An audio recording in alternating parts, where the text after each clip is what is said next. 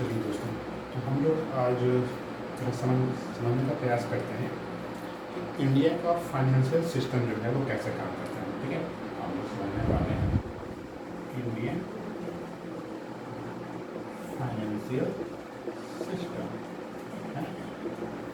भारत में पैसे का लेन देन हो गया, महंगाई को कंट्रोल करना हो गया, ये चीज़ें कैसे काम करती हैं। हम लोग यही सोचने का प्रयास करेंगे, आज पढ़ेंगे कि महंगाई को कैसे कंट्रोल किया जाता है, कैसे फैसले लिए जाते हैं ताकि आम जनता जो है उस पर प्रभाव ना पड़े, है ना, वो आराम से जी सकें। तो ये पैसे का लेन देन कौन कंट्रोल करता है, कंट्रोलिंग अथॉरिटी क्या है। तो हम लोग बेसिक आप ये समझो कि हम लोग इकोनॉमिक्स पढ़ने वाले हैं और हम लोग ऐसे पढ़ेंगे कि हर रेंज के लोगों को, हर एज के लोगों को ये चीज़ें समझ में आए, है ना। बहुत हाई फाई या बहुत रॉकेट साइंस ना लगे उनको कि ये चीज़ें क्या पढ़ रहे हैं। तो बहुत बेसिक लेवल में पढ़ेंगे और आराम से पढ़ेंगे। ठीक है, चलिए आगे बढ़ने से पहले आप सबसे पहले इस पे समझिए, क्योंकि आप अगर इसको समझ लिए आरबीआई को, तो समझिए कि आपने इंडियन फाइनेंशियल सिस्टम के बैकबोन को समझ लिया, उसके रीढ़ की हड्डी को आपने पकड़ लिया। ये समझिए कि आरबीआई क्या है, ये आप समझने का प्रयास कीजिए। आरबीआई जो है ना, वो एक तरह का स्टैट्यूटरी बॉडी, स्टैट्यूटरी बॉडी। आप लोग पूछेंगे स्टैट्यूटरी बॉडी क्या होता है, तो इसके नाम से क्लियर। स्टैट्यूटरी का मतलब होता है स्टैच्यूट से बना हुआ, है ना। स्टैच्यूट मतलब लॉ से बना हुआ, है ना, कोई ना कोई कानून से बना हुआ। स्टैट्यूट का मतलब क्या होता है, लॉ, कानून। तो किसी न किसी कानून से बना हुआ बॉडी है, ऐसी संस्था है, ऐसा इंस्टीट्यूशन है, ठीक है, जो कि कोई न कोई कानून से बना है ना, कोई लॉ से बना है। और लॉ कैसे बनता है आपको पता ही है कि पहले बिल लाया गया होगा, है ना, बिल को पहले लोकसभा में पास करवाया गया होगा, लोकसभा के बाद से फिर राज्यसभा में उस बिल को भेजा गया होगा, और उसके बाद प्रेसिडेंट के एसेंट के लिए, उनकी सहमति के लिए उस बिल को प्रेसिडेंट के पास भेजा गया होगा। जब प्रेसिडेंट ने उस बिल को साइन कर दिया होगा तो बिल क्या रूप ले लिया होगा, एक्ट का। ठीक है, ये है हमारे देश में लॉ बनाने का तरीका। ठीक है, लॉ जब भी आप बोलते हो तो हमारे देश में लॉ ऐसे ही बनता है। ठीक है, बिल को पहले लोकसभा में ले जाओ या राज्यसभा में ले जाओ, फिर प्रेसिडेंट के पास ले जाओ। ठीक है, धीरे धीरे में बहुत ज़्यादा बिल पढ़ेंगे, private member bill, constitution amendment bill. लेकिन मैं उन चीज़ों को भी नहीं जा रहा हूँ, बेसिक समझो कि अच्छा स्टैट्यूटरी बॉडी जब मैं कह रहा हूँ तो मतलब क्या हुआ, स्टैट्यूट से बना है, यानी कोई लॉ से बना है। स्टैट्यूट से बनने वाला बॉडी यानी लॉ से बनने वाला बॉडी को कहते हैं स्टैट्यूटरी बॉडी। और आरबीआई क्या है, एक तरह का स्टैट्यूटरी बॉडी है ना, कोई खास बॉडी है जिसके लिए ना कि पार्लियामेंट की सहमति ली गई है, उनकी रजामंदी ली गई है, आरबीआई जो है वो बनाया गया। तो आरबीआई कैसे बना है, ये बिल जो है वो एक्ट बना होगा तभी तो आरबीआई बनी है। तो कैसे बना है ये, तो ये बना है आपका आरबीआई एक्ट ऑफ 1934। ये समझने का प्रयास कीजिए, यानी 1934 में कोई बिल लाया गया होगा, लोकसभा में पास किया गया होगा, फिर राज्यसभा में किया होगा, उसके बाद उसको प्रेसिडेंट की सहमति मिली होगी और प्रेसिडेंट के सिग्नेचर के साथ ही वो बिल जो है वो एक्ट बन गया होगा, यानी लॉ बना होगा। तो 1934 में ये घटना घटी होगी और तब जा करके वो बिल में क्या लिखा गया होगा कि अच्छा हमको एक आरबीआई बनाना है, एक ऐसा बॉडी बनाना है, ठीक है, इंडिया के अंदर में, जो कि हमारे देश के फाइनेंशियल सिस्टम का रीढ़ का हड्डी हो, स्ट्रॉन्ग हो। ठीक है, तो उसके लिए बिल लाया गया होगा, बिल में लिखा गया होगा कि आरबीआई क्या काम करेगी, है ना, आरबीआई का क्या क्या आरबीआई का जुरिस्डिक्शन रहेगा, है ना, आरबीआई कौन गवर्न करेगा, किसके अंडर में काम करेगी वो, है ना, किस मिनिस्टर में काम करेगी, वो सारी चीज़ें लिखी गई होंगी बिल में। ठीक है, आरबीआई का पूरा जो ढांचा है, स्ट्रक्चरल फ्रेमवर्क जो है उसका, वो तैयार किया गया होगा बिल में। ठीक है, और बिल जो है वो इन चीज़ों से गुजरते हुए फाइनली एक्ट बना गया होगा कब, 1934 में। तो जैसे ही आरबीआई एक्ट ऑफ 1934 से बन गया, अब ये कौन सा बॉडी कर रहा है, स्टैट्यूटरी बॉडी। क्यों, क्योंकि ये कोई ना कोई लॉ से बना है, ये समझने का प्रयास कीजिए, कोई लॉ से बना है। ठीक है, क्लियर है, तो ये समझने का प्रयास कीजिए कि अच्छा आरबीआई जो है वो एक चीज़ से बना है। देखिए एक चीज़ और मैं बताना चाहता हूँ आप लोगों को,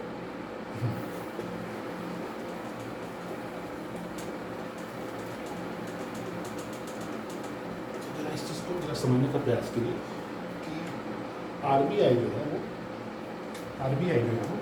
है स्टैट्यूटरी, तो कोई कानून से बना है, आरबीआई एक्ट ऑफ 1934 से।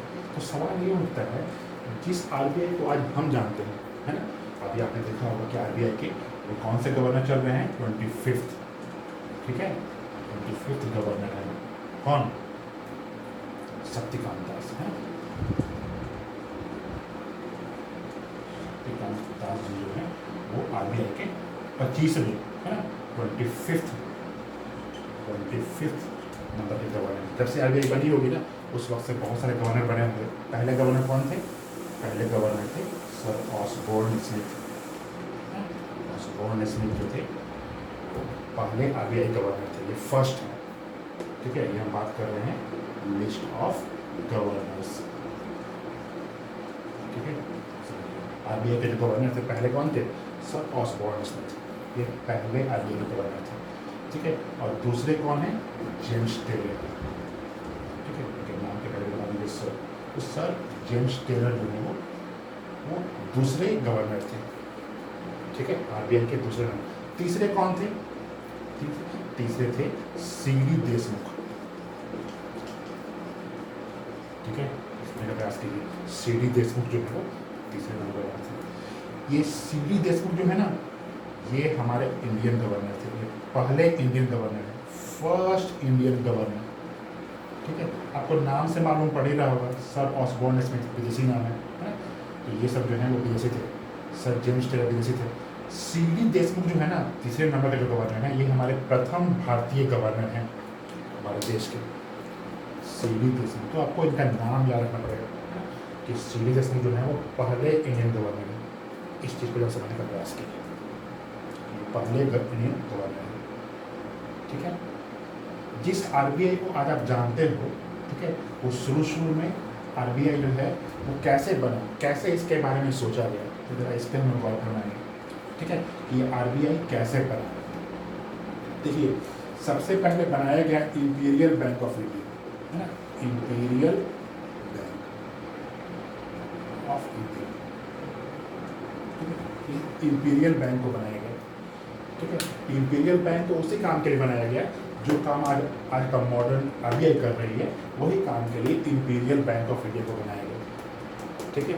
लेकिन इंपीरियल बैंक ऑफ इंडिया का जो परफॉर्मेंस था वो अप टू द मार्क नहीं था, है ना, जिस चीज़ के लिए डिज़ाइन किया गया था उस चीज़ को कर नहीं पा रहे थे, ठीक है। तो इंपीरियल बैंक जो क्या हो गया, वो फेल हो गया। इसको समझने का प्रयास कीजिए, इंपीरियल बैंक जो है वो फेल हो गया, ठीक है। नोट कर लीजिए आप लोग,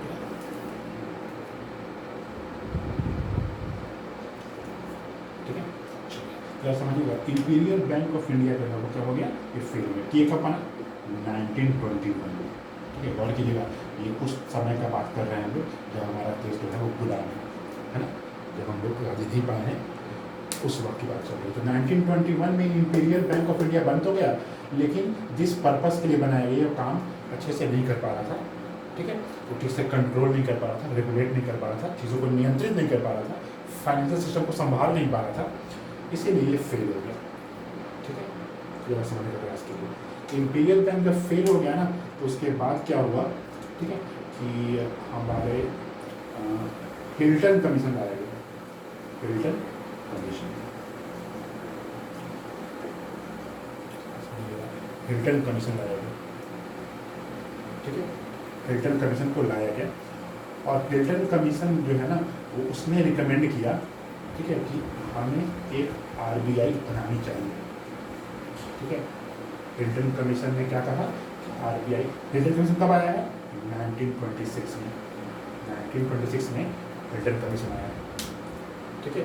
और उसने ये रिकमेंडेशन दिया कि हमें आरबीआई जैसी संस्था बनानी चाहिए। आज के बारे में देखा हुआ आपने, इसको बनाने के लिए हिल्टन कमीशन ने रिकमेंडेशन दिया कि आप इंडिया में आरबीआई जैसी कोई संस्था बनाइए, ठीक है।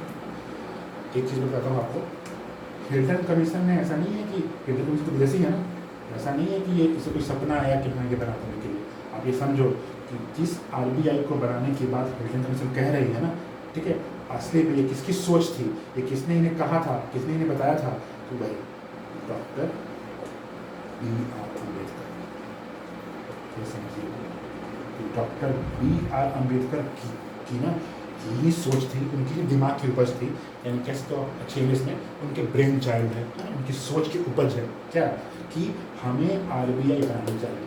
तो डॉक्टर बी आर अम्बेडकर ने ना कुछ गाइडलाइंस तैयार किए थे, है ना, कुछ बातें लिखी थी वो कि हाँ हमें हमारा आरबीआई कैसा होना चाहिए, हमारे देश का सेंट्रल बैंक कैसा होना चाहिए, और उन्होंने यह बात हिल्टन कमीशन को बताया।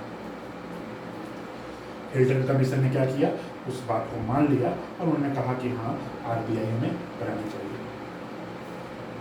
ठीक है, तो ये समझने का प्रयास किए कि हिल्टन कमीशन जो है वैसे बनाएंगे।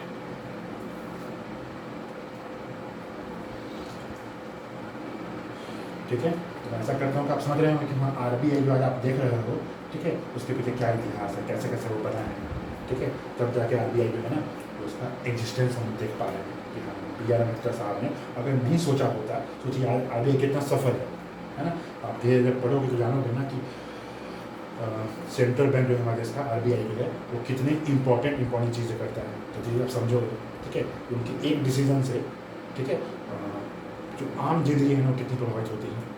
ठीक है, अगर आपके घर में हैप्पीनेस है ना तो उसमें भी कहीं ना कहीं ना इनकी सोच है। अगर आपके घर में कोई प्रॉब्लम भी हो रहा है तो इनकी सोच है। ठीक है, सोचिए हमारे कंट्री में जहाँ पे प्रत्येक 5 किलोमीटर 10 किलोमीटर पे ना डाइवर्सिटी इतनी ज़्यादा है कि 10 किलोमीटर पे लैंग्वेज चेंज हो जाता है, भाषाएँ चेंज हो जाती हैं ना, कपड़े चेंज हो जाते हैं। वैसे कंट्री को, इतने डाइवर्स कंट्री को आरबीआई चला रही है तो अपने आप में बहुत बड़ी बात है। खैर, तो डॉक्टर बी आर अम्बेडकर ने यह कहा कि हिल्टन कमीशन को कि आप हमारे देश में आरबीआई जैसी कोई संस्था बनाइए। ठीक है, और हिल्टन कमीशन ने कहा ना कि ठीक है, उन्होंने बात मान लिया कि आरबीआई बननी चाहिए। और उसके बाद क्या हुआ, जब आरबीआई को बनाने का रिकमेंडेशन हिल्टन साहब ने दे दिया, ठीक है, तो उसके बाद, ठीक है, उसके बाद Indian central bank, Indian central banking committee जो है वो रेगुलेट कर, इनको रिव्यू करेगी, ऐसा समझिएगा। ठीक है, इंडियन सेंट्रल बैंकिंग कमेटी जो है, ठीक है, वो देखेगी, वो रिव्यू करेगी ना कि अच्छा, ठीक है, कि आरबीआई बनानी चाहिए कि नहीं। जब इन्होंने ओके कह दिया ना तब जा करके आरबीआई जो है वो एक्ट लाया गया। कौन सा एक्ट, आरबीआई का 1934, और इसके बाद से आरबीआई बन गया। ये तो आप देख ही रहे। तो हम लोगों ने अच्छे से आइडिया लिया कि अच्छा आज जो हम आरबीआई देख रहे हैं उसके पीछे एक कहानी क्या है कि इंपीरियल बैंक ऑफ इंडिया लाया गया। इंपीरियल बैंक ऑफ इंडिया जो है वो फेल हो गया, ठीक है, 1921 में। उसके बाद हिल्टन कमीशन लाया गया। हिल्टन कमीशन जो है वो 1926 में लाया गया था। हिल्टन कमीशन जो है उन्होंने भी कहा कि हाँ आरबीआई बनानी चाहिए। लेकिन जब उन्होंने कहा कि आरबीआई बनानी चाहिए, ठीक है, तो असली में डॉक्टर भीमराव अम्बेडकर जी ने ही कहा था कि हमें एक हमारे देश को आरबीआई जैसी संस्था की जरूरत है। और हिल्टन कमीशन उनकी बात को मान लिया था, ठीक है। और उसके बाद डॉक्टर भीमराव अम्बेडकर की जब बात मान ली गई तो आरबीआई को हिल्टन साहब ने कहा कि हाँ आरबीआई बनाइए। तो इंडियन सेंट्रल बैंकिंग कमेटी ने रिव्यू किया कि हाँ बननी चाहिए। और उसके बाद एक बिल लाया गया होगा, ठीक है, और बिल ला करके कैसे बनाया गया होगा, बिल को एक्ट बनाया गया होगा, ठीक है। देखिए अभी मैं चीज़ों को और ज़्यादा गहराई नहीं जा रहा हूँ, ये समझिए अभी हम लोग कौन सा दौर चल रहे हैं, 1934, यानी देश हमारा अभी गुलामी हुआ है।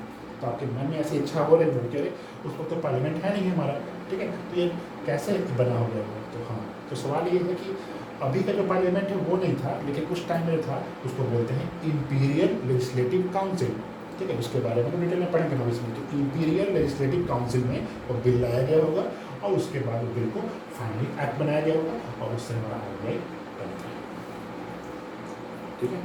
तो आपको एक अच्छा सा आइडिया हो गया होगा। यहाँ हम लोगों ने क्या पढ़ा, यहाँ हम लोगों ने पढ़ा कि गवर्नर कौन से हैं, सर ऑसबोर्न स्मिथ हैं, दूसरा है जेम्स टेलर, तीसरा है सीडी देशमुख, ठीक है। और इस तरह से चलता जाएगा। तो 15वें नंबर के गवर्नर कौन थे, 15वें नंबर के गवर्नर हैं मनमोहन सिंह, है ना। मनमोहन सिंह जो हैं जो हमारे प्रधानमंत्री भी रहे हैं, ठीक है। तो मनमोहन सिंह जी जो हैं वो भी हमारे देश के गवर्नर, हमारे देश के आरबीआई के जो है वो गवर्नर रह चुके हैं मनमोहन सिंह, ठीक है। 15 नंबर के गवर्नर। और इस तरह से चलते हुए 25th गवर्नर कौन से रहे हैं, 25th गवर्नर रहे हैं शक्तिकांत दास हैं। शक्तिकांत दास जी जो है 25th नंबर के गवर्नर रहे हैं, ठीक है। तो इस चीज़ को समझने का प्रयास कीजिए, ठीक है। देखिए एक चीज़ मैं बताना चाहता हूँ, देखिए ये जनरल नॉलेज नहीं है, जनरल स्टडीज़ है ना। जनरल नॉलेज में और जनरल स्टडीज़ में डिफरेंस होता है ना। जनरल नॉलेज में है कि आप लूज फैक्ट्स भी पढ़ रहे हैं तो वो चीज़ जनरल नॉलेज है। जनरल स्टडीज़ में ऐसा नहीं है, लूज फैक्ट्स नहीं है, हर एक लाइन और दूसरे लाइन के बीच में कनेक्शन जुड़ा हुआ है। आपको चीज़ें कहानी की तरह लग रही होंगी। मैं ऐसा नहीं पढ़ा रहा हूँ कि अच्छा ये लाइन का संबंध इस लाइन से कुछ है ही नहीं, है ना, ये लाइन का संबंध से कुछ है ही नहीं। हर लाइन आपस में जुड़ा हुआ है, एक कहानी की तरह, एक वेब की तरह, एक नॉलेज का वेब बन रहा है। ठीक है, तो इसमें ये जनरल स्टडीज़ है। तो ये प्रयास कभी मत कीजिए कि आप एक ही बार में पढ़ोगे आपको सारी चीज़ें याद हो जाएंगी, ऐसा नहीं है ना। अभी मैं चीज़ों को बहुत सारी चीज़ें ऐड करूँगा, तो आप ये प्रयास कीजिए कि अच्छा इसको एक बार देखिए, 2 बार देखिए, 3 बार देखिए। ठीक है, लिख कर लिखिए, इसको भी समझाने का प्रयास कीजिए। जितना ज़्यादा से ज़्यादा आपके सेंस ऑर्गन को टच करेगा उतना ज़्यादा से ज़्यादा आपके मेमोरी रिटेंशन में ये चीज़ें आपको हेल्प करेंगी, है ना। इस चीज़ को समझने का प्रयास कीजिए। ठीक है, तो ये चीज़ याद रखिएगा कि हाँ, पहले सर ऑसबॉर्न स्मिथ थे, दूसरे थे सर जेम्स टेलर। ठीक है, चलिए सर जेम्स टेलर जो है यानी दूसरे नंबर के जो हैं, रिकॉर्ड कीजिएगा, दूसरे नंबर के जो हैं ये पहले गवर्नर हैं सर जेम्स टेलर जिन्होंने पहली बार नोट पे साइन किया था, सिग्नेचर किया था। ठीक है, इनके पहले जो गवर्नर थे सर ऑसबॉर्न स्मिथ, वो नोट पे साइन नहीं कर पाए थे। ठीक है, नोटों पे साइन करने का जो प्रथा है वो सर जेम्स टेलर से शुरू हो गया। इन्होंने सबसे पहली बार जेम्स टेलर ने नोटों पर साइन किया, है ना। और इस तरह से चीज़ें आगे बढ़ती गई। ठीक है, आपको ये बताऊंगा मैं 5 रुपीज़ के नोट पे साइन किया था उन्होंने, है ना। उसके बाद 1938 में RBI भी थी, वो नया नया नोट ही लाई थी, साइन करने की प्रथा शुरू हुई थी। तो वो सब चीज़ें हम आगे पढ़ेंगे। और आप ये समझिए कि सर जेम्स टेलर से ही नोट पे साइन करने का पता शुरू हुआ, और इसके बाद जितने कंसिक्वेंट गवर्नर्स रहेंगे, आए के सारे गवर्नर्स नोट पे साइन करेंगे, है ना। आप देखते होंगे अभी जो आपके पास नोट होगा, ठीक है, उन सारे नोट पे आपको शक्तिकांत दास जी का सिग्नेचर उस पर लिखा होगा, है ना, मार्क किया हुआ लिखिएगा। ठीक है, इस चीज़ को याद समझिए। ठीक है, तो मैं इसे रब करता हूँ, कर लीजिए।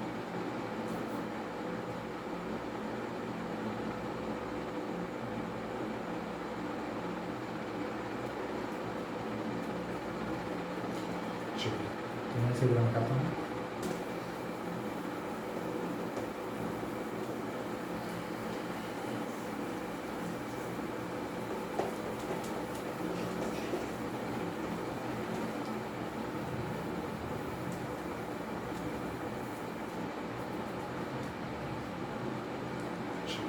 तो हम लोग अच्छे से समझने का प्रयास कर रहे हैं कि हाँ RBI जो है वो कर क्या रही है ना। तो अभी तक हम लोगों ने क्या पढ़ा, क्विक रिकैप करते हैं, है ना, चीज़ों को रिवाइज करते हैं। तो हमने ये पढ़ा क्या था, RBI के पहले क्या था, इंपीरियल बैंक ऑफ इंडिया था। ये समझिए कि अच्छा शुरू में RBI नहीं था, इंपीरियल बैंक ऑफ इंडिया था, और ये जो है वो फेल हो गया, ढंग से काम नहीं किया। तो उसके बाद हमें जरूरत महसूस हुई RBI बनाने के लिए। ठीक है, उसके बाद हमने पढ़ा ना कि हाँ imperial bank of India fail हो गया, फिर मिल्टन कमीशन आया। ठीक है, उसने रिकमेंडेशन दिया कि हाँ आपको ये बनानी पड़ेगी RBI, है ना। और उस पर से BR अम्बेडकर साहब का भी था, उन्हीं का कंसेप्चुअलाइज था ना, उन्होंने सोचा था कि हाँ RBI बनाया जाना चाहिए। और इस तरह से इंपीरियल बैंक ऑफ इंडिया जो है वो खत्म हो गया, RBI फाइनली बन के तैयार हो गया। RBI कब कैसे बना है, तो हमने पढ़ा कि RBI एक्ट ऑफ 1934, इस एक्ट से ये बना है RBI। लेकिन ये एक्ट तो 1934 में आ गया, ठीक है, 1934 में कह दिया गया कि हाँ ये बनाना है। लेकिन असली में RBI जब कब बनी, RBI को बनते बनते 1935 हो गया। ठीक है, तो समझिएगा, यानी RBI जो है इस एक्ट से बना है, और एग्जिस्टेंस में कब आया है वो, कब बन गया वो RBI, 1935 वो ईयर है। ठीक है, जो RBI जो है उसमें बन गया, इसको समझने का प्रयास किया। ठीक है, तो हम देखते हैं कि RBI के में क्या है। तो आप गौर कीजिए, RBI में अगर हम बात करें, इसमें सेंट्रल बोर्ड ऑफ डायरेक्टर्स भी रहेंगे, है ना, सेंट्रल बोर्ड ऑफ डायरेक्टर्स भी रहेंगे। ठीक है, सेंट्रल बोर्ड ऑफ डायरेक्टर्स रहेंगे। ठीक है, सेंट्रल बोर्ड डायरेक्टर। अभी सेंट्रल बोर्ड ऑफ डायरेक्टर्स में कौन कौन से लोग रहेंगे, तो पहला इसमें रहेंगे RBI के गवर्नर। ठीक है, इसमें RBI के जो गवर्नर रहेंगे वो सेंट्रल बोर्ड ऑफ डायरेक्टर का हिस्सा रहेंगे। यानी अभी कौन से गवर्नर हैं, 25th गवर्नर है शक्तिकांत दास जी। तो शक्तिकांत दास जी जो है वो सेंट्रल बोर्ड ऑफ डायरेक्टर में भी बैठेंगे, है ना। तो समझिएगा कि सेंट्रल बोर्ड डायरेक्टर में दूसरे कौन लोग रहेंगे। ठीक है, इसमें 4 तो रहेंगे डेप्यूटी गवर्नर। ठीक है, तो समझिए ये गवर्नर साहब हैं और 4 तो डेप्यूटी गवर्नर हैं जो कि सेंट्रल बोर्ड डायरेक्टर में बैठ रहे हैं, ठीक है। तीसरा ये समझिए कि इसमें 10 ठो रहेंगे आपके गवर्नमेंट के मेंबर्स, है ना, government nominated members, nominated members, है ना, गवर्नमेंट के द्वारा गौर कीजिएगा नॉमिनेटेड हैं ये, है ना, इलेक्टेड नहीं है, इलेक्टेड नहीं है। मतलब कि गवर्नमेंट ने किसी को कोई खास क्राइटेरिया देखा होगा, गवर्नमेंट ने कुछ चीज़ देखी होगी, कोई पार्टी देखा होगा, और उस पार्टी के बेसिस पर उन्होंने क्या बना दिया, उन्हें सेंट्रल बोर्ड ऑफ डायरेक्टर में भेज दिया बैठने के लिए। तो ये नॉमिनेटेड है, समझिएगा, इलेक्टेड नहीं है, चुने नहीं गए हैं। ऐसा नहीं है कि चुनाव हुआ है लोगों को बैठाया गया, ऐसा नहीं है। ये जो है वो क्या है, ये गवर्नमेंट के द्वारा नॉमिनेटेड है, ठीक है। समझिए। उसके अलावा फोर्थ में कौन लोग रहेंगे, लोकल बोर्ड रहेगा, ठीक है। मतलब कि दिल्ली, चेन्नई, कोलकाता, है ना, समझिए, दिल्ली, चेन्नई, कोलकाता, ये सब से भी लोकल बोर्ड से रिप्रेजेंटेशन आएंगे, ये लोग भी बैठेंगे। धीरे धीरे समझ में आएगा कि हम क्यों ये सब बता रहे हैं कि हाँ लोकल बोर्ड इस क्या होता है, ये सब क्या होता है, ठीक है। धीरे धीरे चीज़ समझ में आएगा आपको, तो समझिए कि अच्छा ये दिल्ली हो गया, चेन्नई हो गया, कोलकाता हो गया, समझिए ऐसी चीज़ें। तो ये सब जो है वो वहाँ पे सेंट्रल बोर्ड ऑफ डायरेक्टर में बैठेंगे, ठीक है। थोड़ा समझने का प्रयास करें, ठीक है। देखिए अब इससे आपको एक क्वेश्चन पूछते हैं, ये बताइए कि आरबीआई जो है क्या ये ऑटोनॉमस बॉडी है,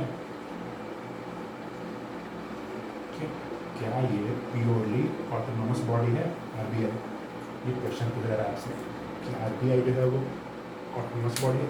ऑटोनॉमस का मतलब क्या होता है, ऑटोनॉमस का मतलब होता है ऐसा बॉडी जो फ्री हो, इसको कोई से पूछना नहीं हो, सारे फैसले वो खुद लेता है ना, सुप्रीम बॉडी वो खुद ही हो, ठीक है। कोई फैसला लेना है इसको पैसे के बारे में, देश के फाइनेंस के बारे में, तो खुद ही फैसला लेगा। तो क्या ये ऑटोनॉमस बॉडी है, प्योरली ऑटोनॉमस बॉडी है? देखिए आगे मैं नहीं पढ़ूंगा, आप यहीं से आप देख के बता दो। सोचो आरबीआई का सबसे सुप्रीम डिसीजन मेकिंग बॉडी कौन है, यही है, ये सुप्रीम डिसीजन मेकिंग बॉडी है ना, सारे फैसले यहीं से लिए जाएंगे। कौन? Central board of directors. RBI का सबसे बड़ा जो है वो सेंट्रल बोर्ड डायरेक्टर्स ही हेड है। सोचिए जरा, आरबीआई का सबसे जो दिमाग है वो ये सेंट्रल बोर्ड डायरेक्टर्स, यही सारे फैसले ले रहा है। जो आरबीआई की जो दिमाग है वो क्या है, सेंट्रल बोर्ड डायरेक्टर्स, ठीक है। यही सबसे सुप्रीम बॉडी है, डिसीजन मेकिंग बॉडी। और इनके दिमाग में ही देख रहे हो ना आप कि गवर्नमेंट के लोग बैठे हुए हैं, 10-10 लोग बैठे हुए हैं, ठीक है। सोचो तो आरबीआई ऐसा कोई फैसला ले ही नहीं पाएगी जिससे में कि गवर्नमेंट के लोग जो राजी ना हो, ठीक है। उनको जो फैसला लेना होगा वो गवर्नमेंट के लोग को मनाना होगा, समझाना होगा, ठीक है। 10-10 लोग बैठे हुए हैं, ये नहीं कि 1-2 नहीं, 10-10 लोग बैठे हुए हैं। तो आपको यहीं से एक आइडिया मिल गया होगा, एक रफ आइडिया तो आपको मिल ही गया होगा कि अच्छा आरबीआई जो प्योरली ऑटोनोमस नहीं है। सोचो अगर प्योरली ऑटोनोमस होता, कोई रोक टोक नहीं होता, तो गवर्नमेंट के लोग इनके सेंट्रल बोर्ड डायरेक्टर में क्यों बैठते, ठीक है। ऐसे आपके घर के सारे फैसले जो होते हैं वो आपके घर के पापा मम्मी लेते हैं, है ना। ऐसा तो नहीं है कि आपके घर के फैसले जो लेने हों तो पड़ोसी भी हैं वो भी आगे घर में बैठते हैं, है ना, आसपास के लोग बैठते हैं, इंग्लैंड से लोग आता है, दिल्ली से लोग आता है, ऐसा तो नहीं है ना। तो अगर ऐसा होगा कि सारे लोग बाहर से आकर के आपके घर के फैसले ले रहे हैं तो आप समझो कि आपका घर जो ऑटोनॉमस नहीं है, ठीक है। मतलब सारे फैसले आप खुद से ले रहे हो। तो आप आरबीआई देखो, आरबीआई की जो सुप्रीम डिसीजन मेकिंग बॉडी है, जो सारे फैसले लेता है आरबीआई का, उसमें ही गवर्नमेंट के लोग बैठे हुए हैं, ठीक है। किसी को समझने का प्रयास कीजिए, ठीक है। चलिए आपको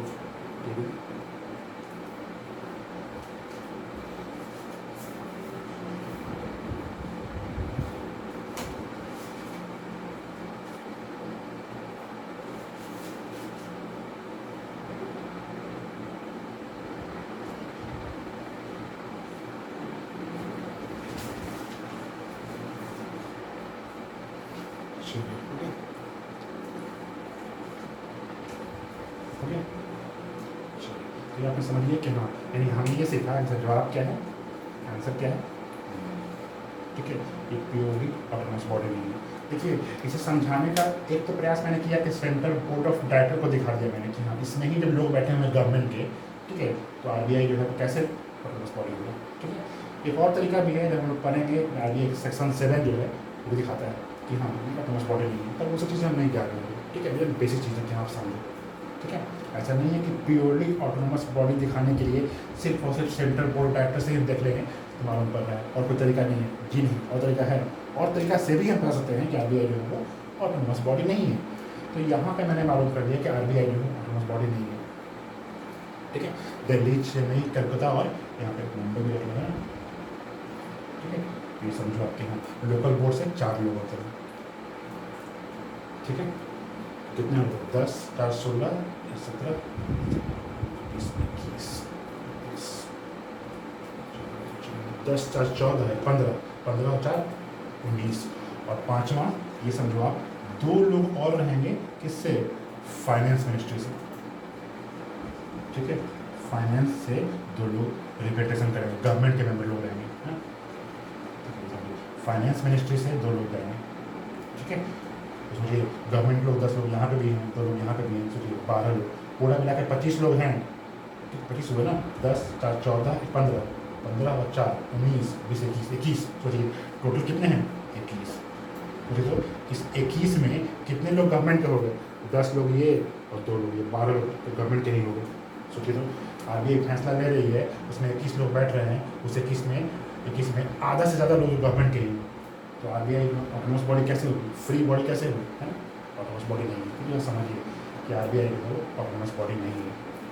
तो आरबीआई के पीछे भी दिमाग ये 21 लोग जो है ना, ठीक है, ये समझिए 21 लोग जो है वो आरबीआई को देखिए। आरबीआई को समझने का प्रयास कीजिए ना कि आरबीआई जो है इसको आप अच्छा वर्ड बोल रहे हैं, ये क्वीन बी है, queen bee of finance system. आप बोलो जैसे क्वीन बी क्या होता है, ठीक है।